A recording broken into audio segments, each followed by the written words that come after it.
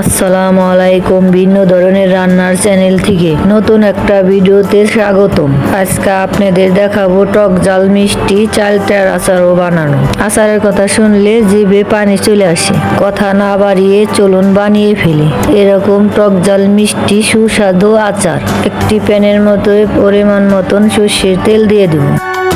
কিছুক্ষণ গরম করে নিব। এরপর দিয়ে দেব কয়েকটা রসুন কুচি, ভালো মতন ভেজে নিব।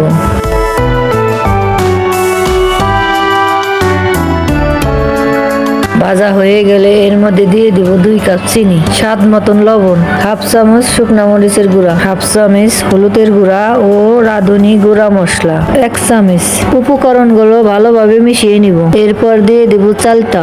আমি এখানে 3টে চালটা নিয়েছি। 3টে চালটার জন্য 2 কাপ চিনি যথেষ্ট। এরপর জাল করে পানি শুকিয়ে ফেলবো। আর অবশ্যই অনবরত নাড়তে থাকবেন, না হলে নিচে লেগে পড়বো।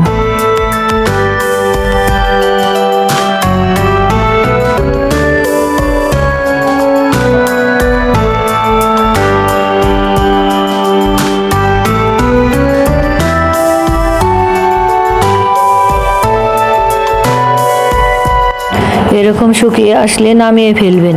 ধন্যবাদ সবাইকে যারা আমার ভিডিওটা দেখছেন। ভিডিওটা ভালো লাগলে চ্যানেলটি সাবস্ক্রাইব করে দিন আর কমেন্ট করে জানাবেন ভিডিওটা কেমন হয়েছে। আসসালামু আলাইকুম, ভালো থাকবেন সবাই।